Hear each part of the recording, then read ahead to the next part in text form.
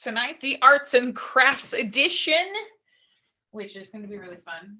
I spent a good amount of time this afternoon putting together my movable larynx, and it's, I have to say, the nicest one that I've put together probably since I did my doctorate work in Alabama a number of years ago. So without further ado, let's get started. Sound. Oh, here's my notebook. Okay. So before we can really talk about like how the voice works and all of that stuff, we have to talk about sound and the properties of sound.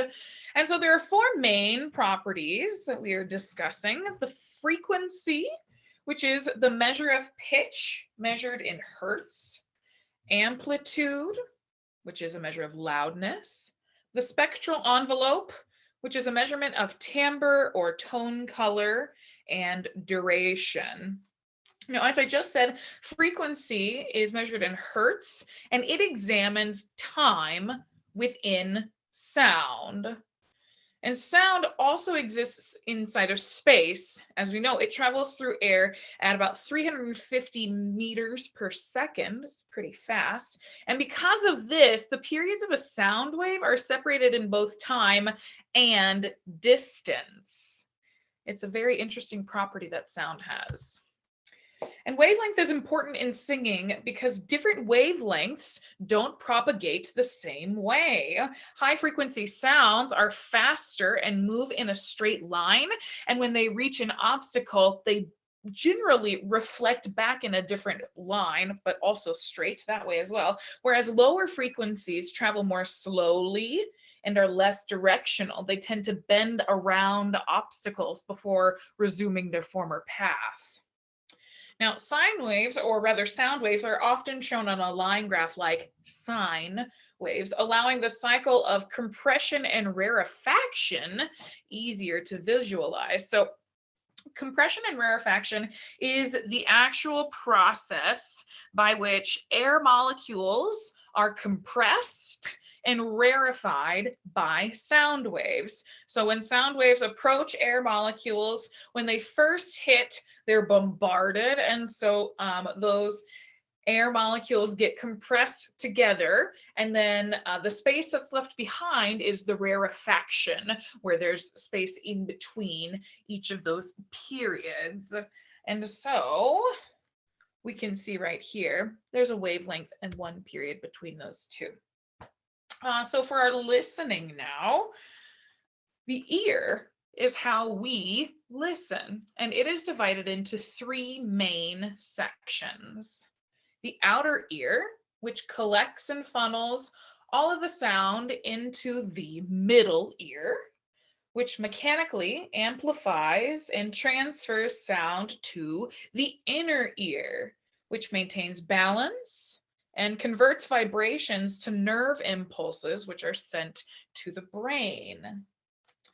The outer ear is comprised of tissue and cartilage and goes all the way through the auditory canal and ends at the tympanic membrane, or the eardrum. And the middle ear is a region that's filled with air and contains the three smallest bones in the body: the malleus, or the hammer, the incus, or the anvil, and stapes, or the stirrups. And these connect to the oval window of the inner ear. And the inner ear is a fluid-filled region that serves two independent functions: balance and hearing. Sometimes people can get an infection in their inner ear, and so infections in the vestibular organs causes the disorder vertigo, which happens to be very disorienting, and any movement causes severe dizziness. It's quite uncomfortable. And the cochlea is the other organ in there, and it is responsible for hearing. It's the hearing organ of the inner ear, and it is spiral shaped, resembling a small snail shell. So it's a pretty cool process, the way that it all works together. The ear itself is a little bit funny shaped, as we all know, but The tympanic membrane is quite a little bit further back than most people realize, which is pretty cool too. Okay, let's talk about hearing loss for a moment. Oh, I forgot to put in these cool graphs. I had some OSHA visuals that I wanted to put in here to show the limitations of decibels and what is acceptable for hearing and the amount of time that's acceptable for that. But I can go along with this. Hearing loss is a significant issue for all people, but especially for musicians. And results from hearing loss can impact a musician's ability to control their pitch, tone, their intensity, etc. And hearing serves an important purpose in vocal production, which is why hearing loss is so important and significant. Because to phonate, the brain must translate a thought into physical action by sending signals through the central nervous system to the muscles for breathing, phonating, and articulating. Then the ears and brain monitor the resulting sounds and check for inaccuracies in real time. And then it can quickly and subconsciously make corrections. And this is a really, really amazing phenomenon called the auditory feedback loop, which I mentioned right there. It's really fascinating what our bodies are capable of doing and how all of these things work simultaneously together to create and store musical sound, and also to analyze it as it's going along. Because as we know, musicians are making constant changes, and teachers as well, but musicians when they're performing, constant changes and minute alterations to the things that they're doing based off of what they are hearing. So there are lots of different vocal qualities to hear, but how do we describe the sounds? Okay, so I want to bring up a chart that I have here, which is really nifty. Oops, it is not this one, but I believe inside of here. Oh, there are those. Okay, so this right here is listening to singers, a rating sheet. On here, you can see a number of different dichotomies of sound. For example, bright and dark, and then those little boxes in between them, so that if you were listening to a singer, you would be able to say, oh, I think their voice is closer to the bright side of things. Another example, twang resonance versus loft resonance. So twang, we typically think of that word as being associated with country style music, but often sounds that are closed in the mouth and often have a little bit or a lot of nasality to them, versus a lofty resonant sound, which has very cathedral style sound, like Julia Child, that sort of example that I give regularly. Forward versus back, and that's sort of a distinction of where the tongue is. Clear versus breathy, that's sort of easy to hear. Ha versus ha. Clean versus raspy. Raspy is a thing that I can't really fake with my voice. You either have to have some mucus on there or a little bit of damage done to your vocal folds for that to happen.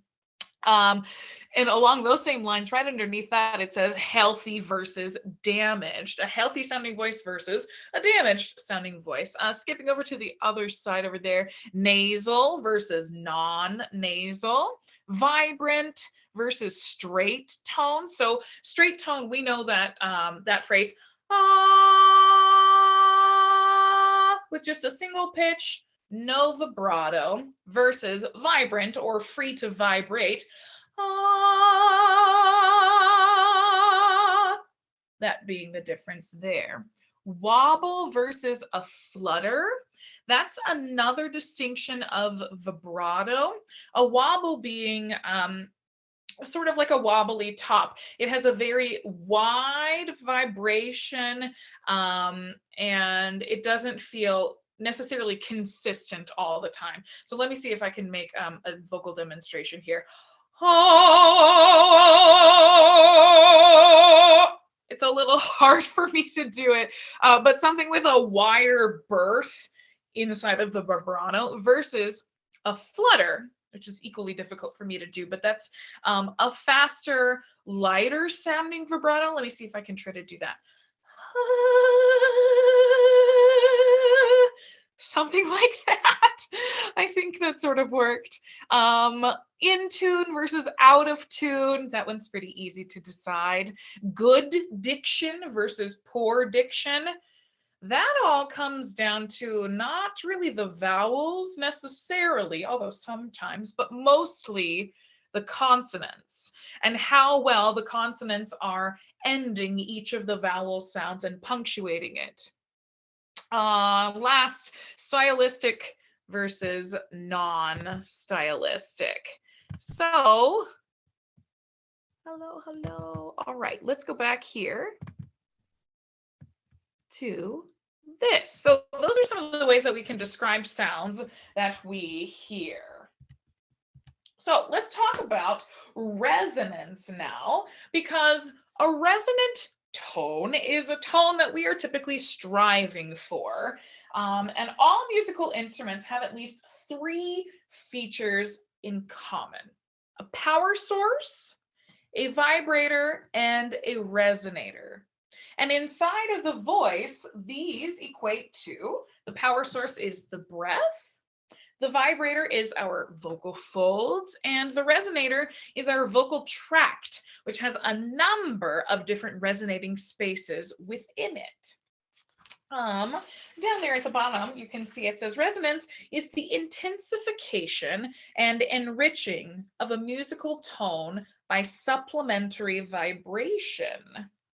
And so this is often achieved by having a nice open throat, as many voice teachers would say, making sure that there's a good enough of antagonism between the muscles so that there's a freedom of vibration, but also enough tension that it's not going all over the place, that it's controlled.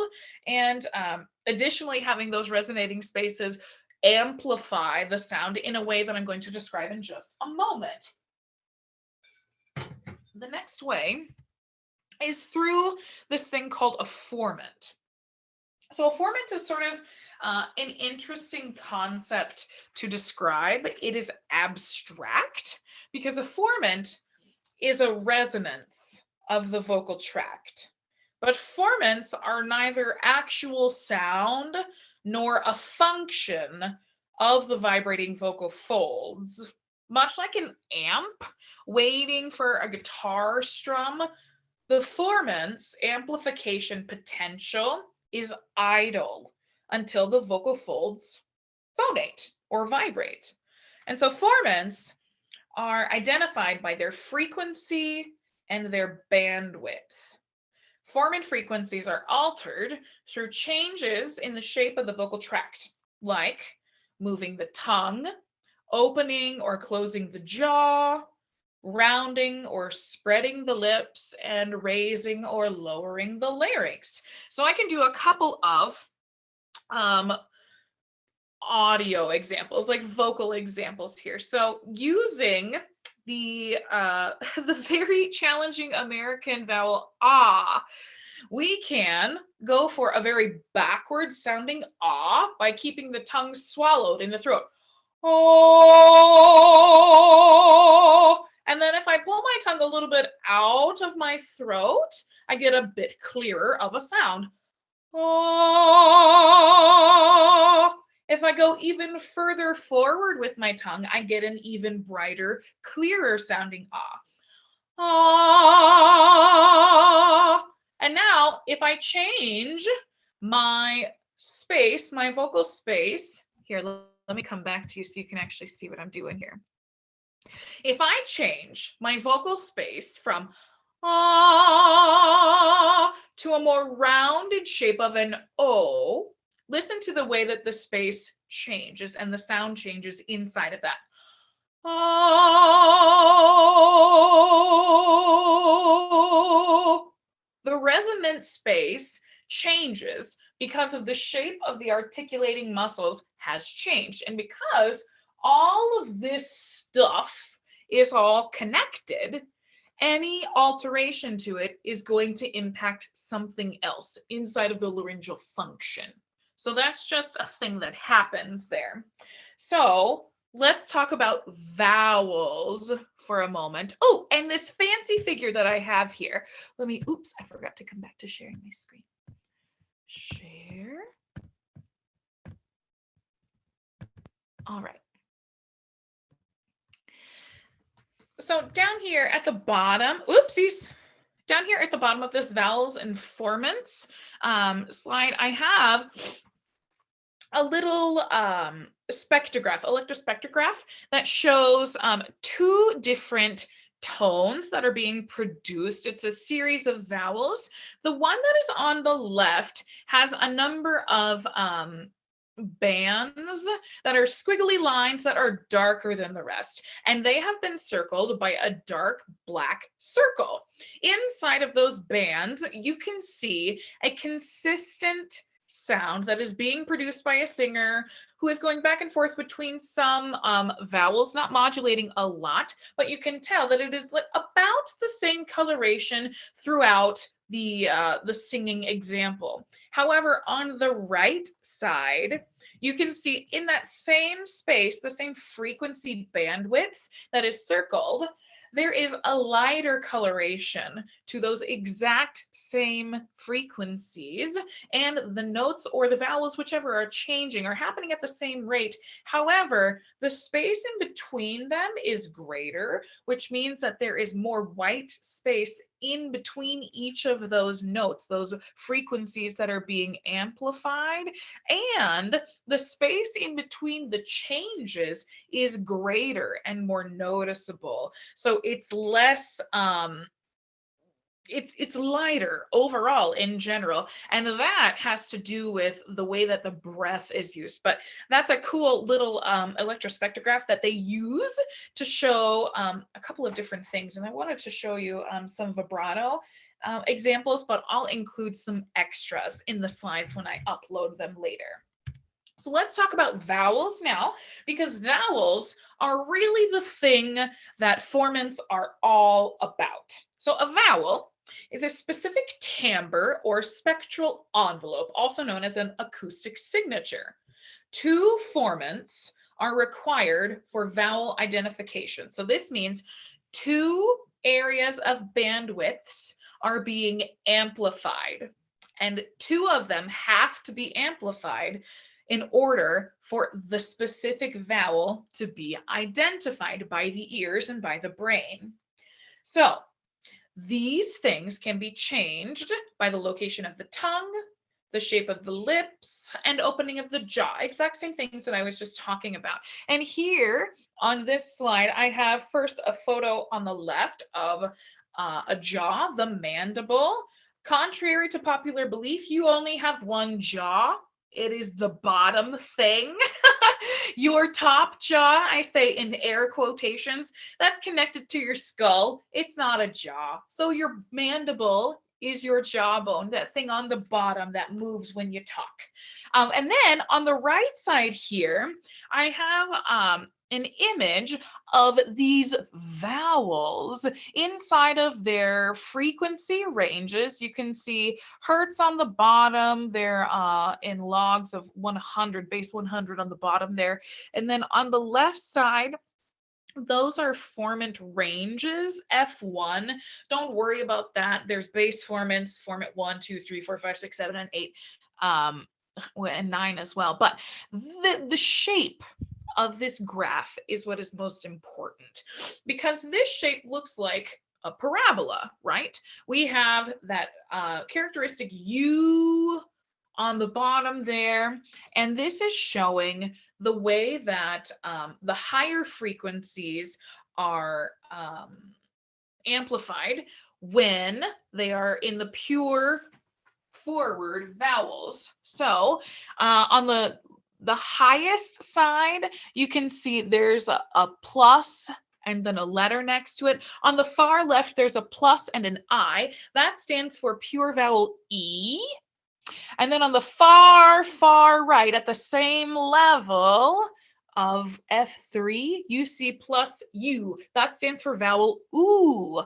So E and OO, the two most forward vowels, are also showing the highest frequencies of being amplified there. And there are a number of other vowels down there, and they go further back inside of the mouth and inside of the resonant space as you dip down into the bottom of the U. So for example, if we're going backwards from oo, oo, oo, oh, ah, oh, ah, and then we're coming back up on the other side, ah, e.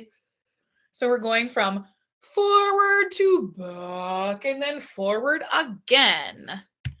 All right, let's talk about the cardinal vowels. Cardinal vowels are like the pure vowels, a, e, o, u.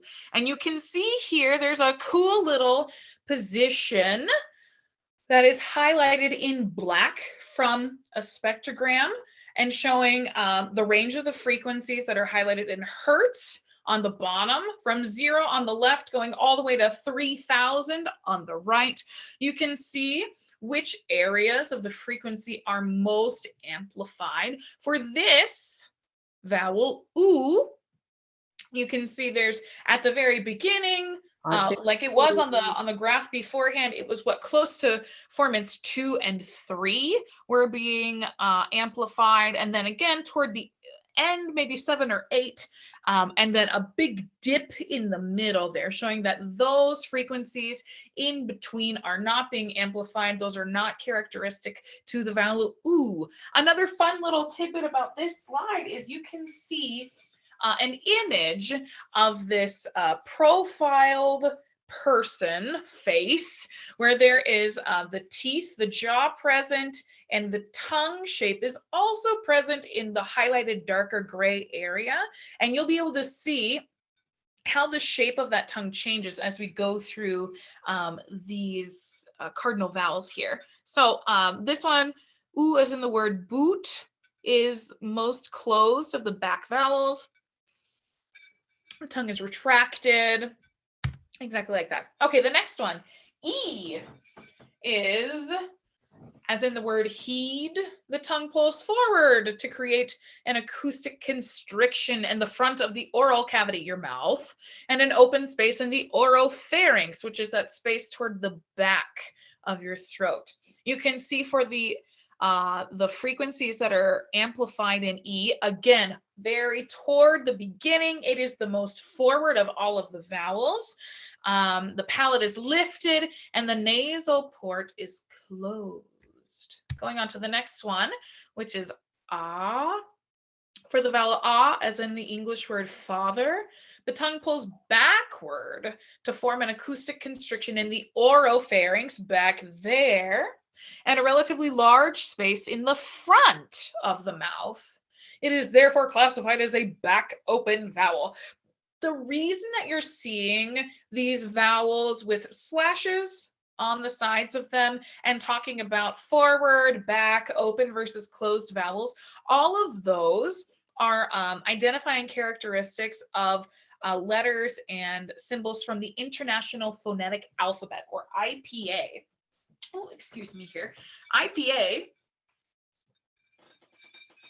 is very helpful among Latin-derived languages, the Romance languages, for identifying the universal ways of pronouncing a syllable or a specific sound. So that's where you're going to see some of these in here. That is the IPA for that sound. Moving on, this next one, O.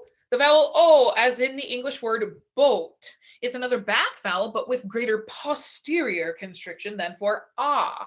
Lip rounding is also required, which changes the musculature.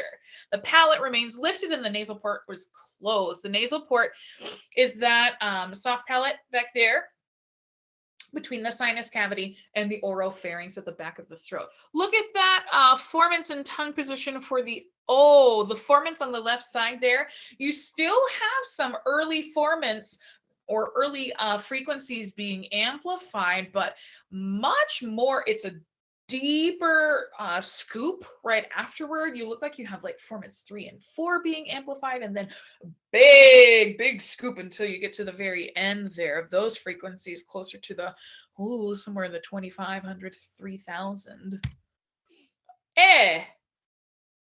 The vowel A, as in chaos, A, requires a slightly lower tongue position than E, with a resulting larger space in the front of the mouth, the oral cavity. You can see this interesting tongue position here. It is really lifting the tip of that tongue to touch those bottom teeth, which is very fun. It is classified as a front closed vowel. Palate is lifted and the nasal port is closed. More interesting frequency formants being amplified here. So fascinating. Okay, here's this last image of vowels that I wanted to show you. This is the circle of vowels, very similar to the circle of fifths in music, if you're familiar with that. This, however, starts off as in some of the other graphs, with the most forward and bright vowels being at the top, and then bowling down to make their U shape. When they reach the bottom there, you will see a middle divide come up between those, and those are the unaccented vowel sounds. And I'll talk through those in just a moment. But if you look here, let's start on the E side, which is that lowercase I. We're starting from there and going clockwise. We have E, I, a, ah, and then you would go up to and in the middle there, but going on, continuing. So we were back at ah, and then ah, then aw, then o, ooh. It's a little bit challenging to get your tongue and the rest of your oral pharynx to go around all of those different vowel sounds. And I probably didn't do every single one of those exactly justice, but I think you get the gist of what I'm trying to say here. The way that all of the muscles and ligaments work together to pull and relax the muscles in the necessary ways to change the vowel shape. That's the way that we change what sounds are amplified as we speak or sing, as the case may be for us. So let's talk about respiration and phonation, because those are pretty important. We have some of the other information, but now we need to know like the power source behind the rest of it. So the respiratory system or pulmonary system is the power source and actuator of the voice. The respiratory anatomy includes the spine, the thorax or rib cage, and the lungs. There are some primary muscles involved in respiration, and those include the diaphragm and the intercostals. I don't have an image here of the intercostals, but I'll talk to you about those in just a moment. So the diaphragm, I have two images here. The one that is on the left is showing more of an anatomically correct inside of a body where the diaphragm rests. Most people do not realize how high inside of the thoracic cavity the diaphragm is. It's pretty high up there. And it is the thing that separates really your lungs from your digestive tract. There's a space where your trachea and your esophagus, they're right on top of each other, right in front of one another. And that is why when we get to the end here, I will show you. This fancy, fun little thing called our epiglottis is so necessary because that little leaf-shaped flap is the only thing that protects our airway from getting food or drink down there. So you know that feeling when you like quote unquote went down the wrong pipe?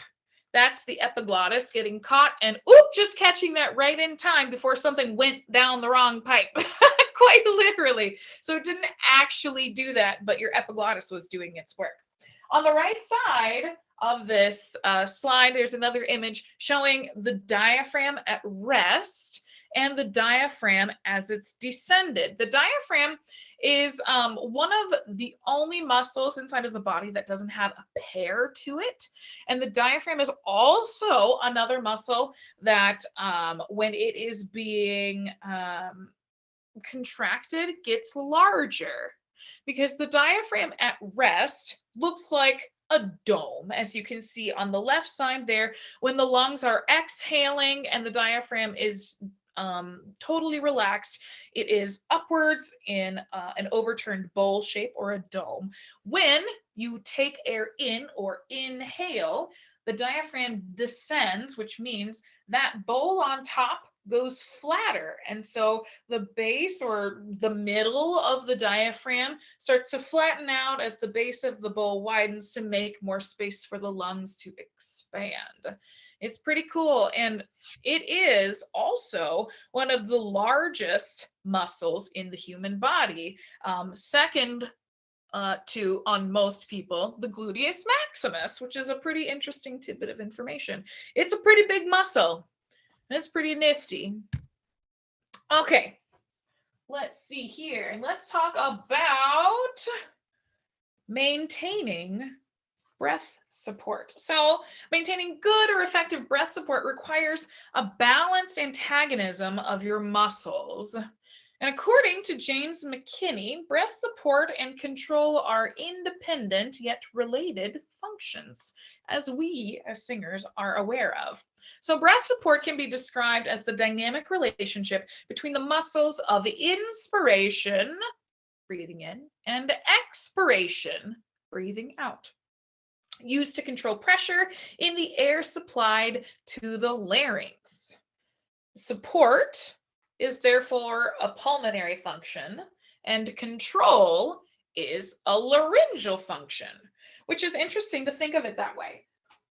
But supporting always comes down to your lungs and your musculature down there, whereas the control and the way that you are using that air through your vocal folds comes down to your larynx.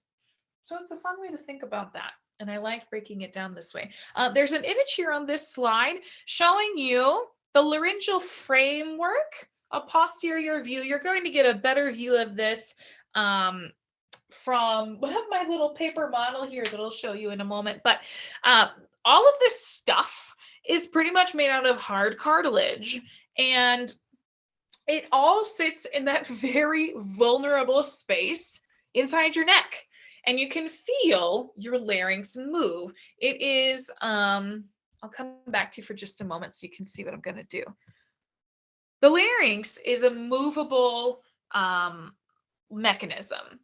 And the reason it's movable is obviously because it's connected to all of this musculature here. But you can do a simple little experiment and test how movable it is by putting your hand right here at the base of your neck, right in between about where your clavicles are, and then swallow.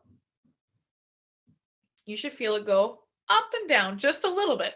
That is your larynx moving. It's natural and it's supposed to do that, which is why classical singers are often trained to keep their larynx relaxed and low so that they are able to reach very high notes and extend their resonance chamber to reach different spaces that other singers are not necessarily as trained to do. So now that we've talked about all of the other cool stuff, let's talk about phonation, because that's how we make our sound and how people hear what we have to say. So back here, phonation. The vibrator for the human voice is the larynx, specifically the vocal folds. So the vocal folds in an adult estrogen-driven body, when they grow up, their vocal folds grow into to be about 18 millimeters max. It's about average, but really. And then in testosterone-driven body adults, those grow to be about 23 millimeters in length average, which is about the diameter of a quarter. And so these, oh, I didn't get the fun image on this page. I think I got it over here. Yeah. So the vocal folds are made from discrete layers, which vary in density and viscosity, which allows inner and outer portions of the vocal folds to move independently, which is wonderful. So on this slide, I have an image of the vocal fold layers. You can see going from top to bottom, epithelium up there on top, superficial lamina, intermediate lamina. There's also a membrane in between there as well, and then deep lamina. And then muscle is where it's all connected to on the very bottom there. So each of those obviously have their own properties and their own way that they are going to oscillate and vibrate when they are being engaged. So any sort of alterations can make differences in the sound. So let's talk about these 8 steps of vocal fold oscillation. So I have them numbered here for you, but on the next image, you will actually see the 8 different stages of vocal fold oscillation that I have in a little diagram for you. So vocal fold oscillation and the principles of the Bernoulli effect in the steps of a single cycle of vibration. Number 1, the vocal folds close gently by laryngeal muscles. Then air pressure increases beneath the glottis being the space in between the vocal folds. The glottis begins to open on the underside. Number 4, the opening continues bottom to top until air begins to escape. Air velocity increases and pressure decreases as following the Bernoulli effect. Number 6, vocal fold elasticity acts like a spring to rebound and the glottis begins to close. Number 7, the glottis closes from bottom to top. And number 8, the process begins again. So over here on this image, you can see the steps in vocal fold oscillation. I'll go through them one more time. Number 1, the vocal folds close gently. So you can see them there, both entirely closed. Number 2, the air pressure increases beneath the glottis. You can see what was a rounded dome on the underside now has more of a tip to it. Number 3, the glottis begins to open on the underside. So what was a little tip is now a teardrop, and the glottis is nearly open, only the top of it is still touching. Number 4, opening continues bottom to top until air begins to escape. Now there's no longer a backup of air. As number 5, air velocity increases and pressure decreases. Number 6, you can see the gray underneath is starting to form again as the vocal elasticity acts like a spring and the glottis begins to close again on the rebound. Number 7, that darker area is getting even darker. Now the glottis is closing from bottom to top. And number 8, the entire process starts all over again. That is one single vibration. Now keep in mind, A440 is 440 vibrations a second. Yep. It's really, really fast. And so we have, tools like oscilloscopes or stroboscopes that you can see when you go into an otolaryngologist to check out vocal damage, like I had done a couple of years back. It is fascinating stuff. But that is the way that you can see what is going on, because how fast the larynx is moving, how fast the vocal folds are actually moving is too fast for the human eye to see, just naked. an interesting thing about vocal folds that a lot of people don't know is that it does not close on both sides. Vocal folds are sort of connected like a V. They have one base that's connected, and then as they vibrate, they close in this sort of a manner, like this. And then as they close like that, there's the ripple effect. So, you know, those multiple layers that are inside each vocal fold attached to the muscle, those each start vibrating at their own rate because of the different density and viscosity rates that are inside of each of those. And that is what helps create the sympathetic vibration, which, if you have a nice open resonance chamber, amplifies the sound, gives you a louder formant sound. It's a whole lot of really cool stuff working together. So now, before I move on into the like fun anatomy building things, this fun thing, what questions can I answer for you about any of this stuff, about making this before we do that? What you got for me?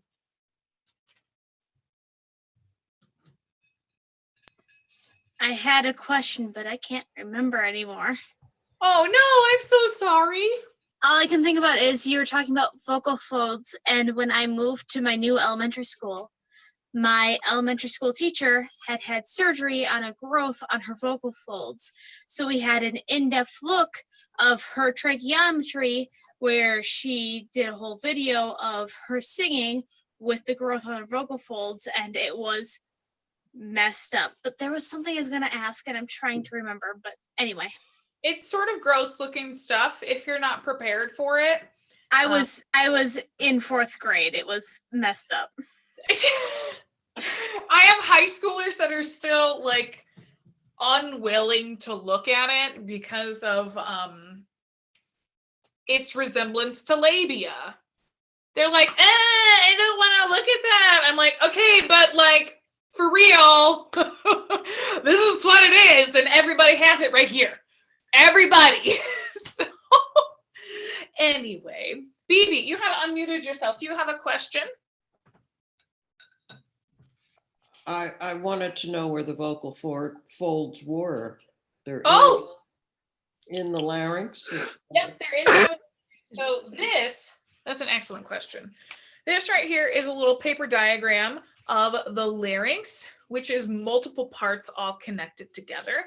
So you have a couple of different thick cartilages that are all connected together. And like, you know, like the Adam's apple on testosterone-driven bodies, that Adam's apple is the protective pointy part where right behind the vocal folds are. That is the connective part right there, which is why when a person with an Adam's apple swallows, you can see that part moving so drastically because that's the larynx. Lacey? I remembered my question. Yes. And unfortunately, I looked it up on Google already, but I was wondering if the diaphragm played any role in CPR and if you knew that or not. I do not know the answer to that question. So I Googled it, and it sure as heck does. Really? Yes. Great tell. I'm interested.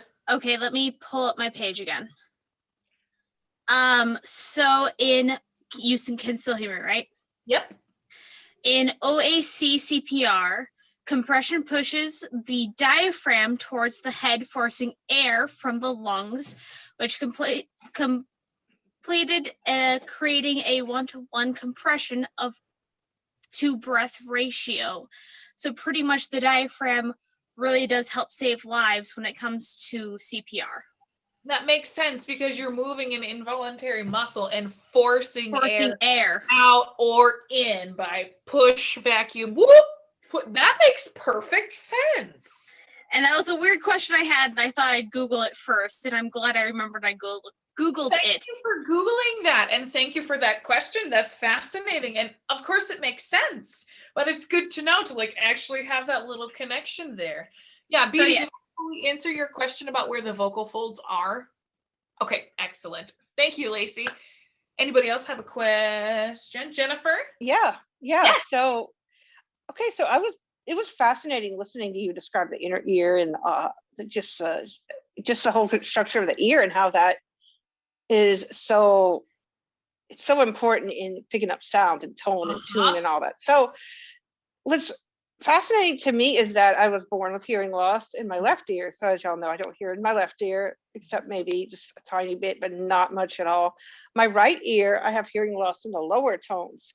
So from my understanding, I get why it's hard for me to pick up bass, a lot of bass notes and lower notes because of that. But how was I even able to learn how to sing or listen to an instrument? That's pretty fascinating to me.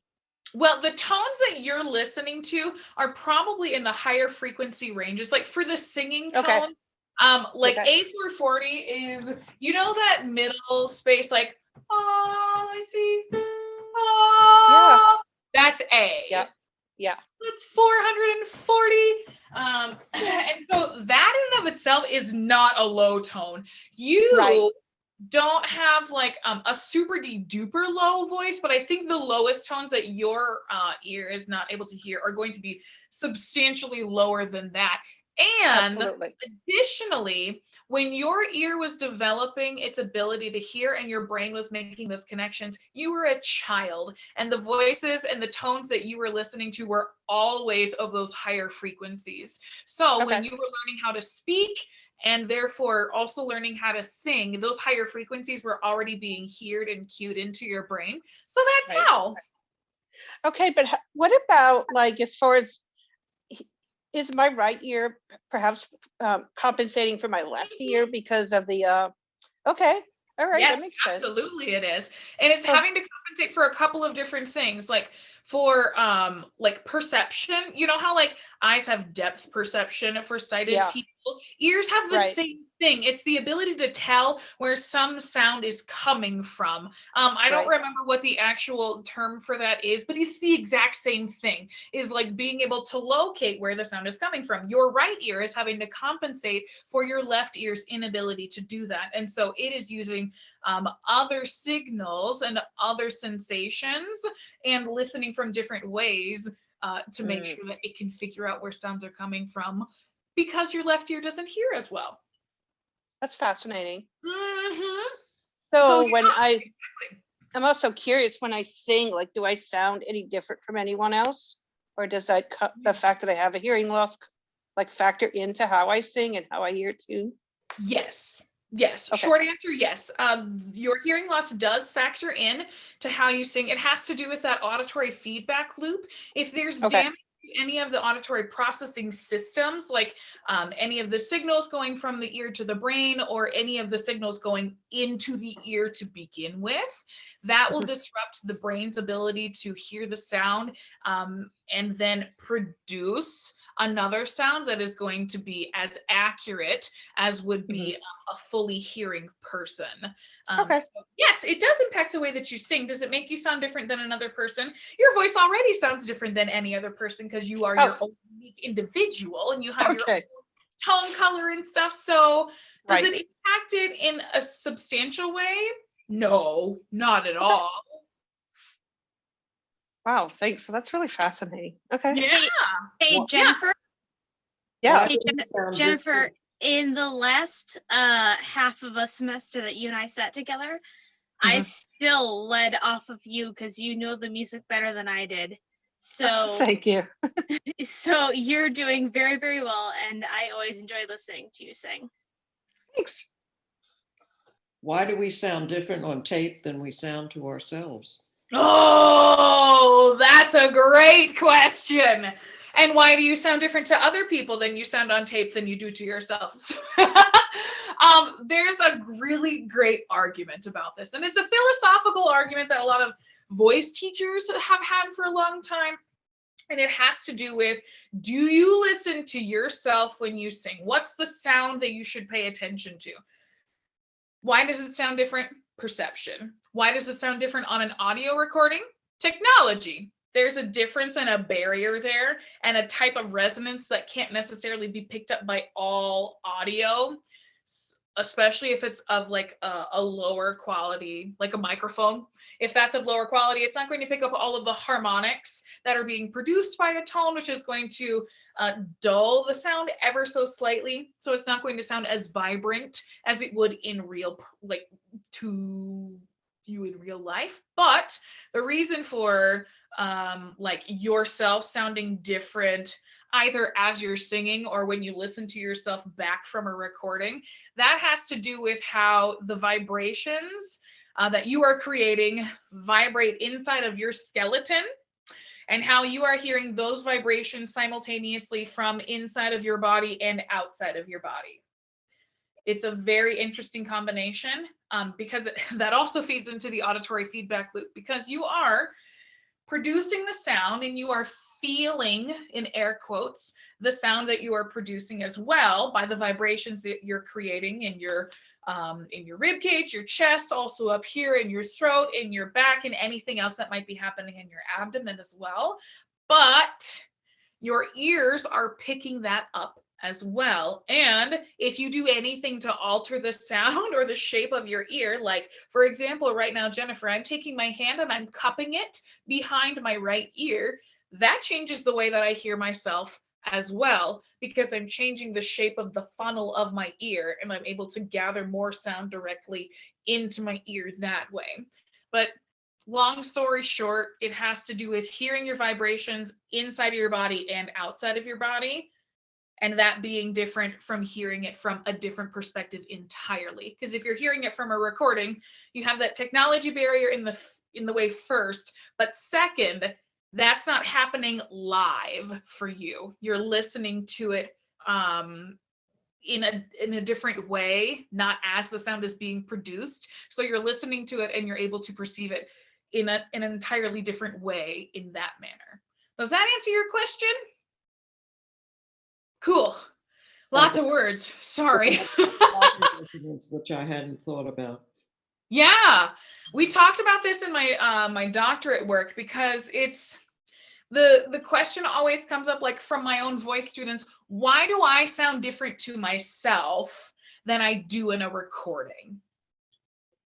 Because you're hearing yourself live, and if you put your hand on your chest, even while you're talking, you can hear just little tiny vibrations that are happening as the sound is vibrating the bones in your body, because that's what's happening. This is like a little secondary resonance chamber here inside of your rib cage. It's not a real one, because the sound is not being produced here. The sound is being produced from your larynx and coming out, not from inside of your chest. That's the waiting area for the power source, for the air, right?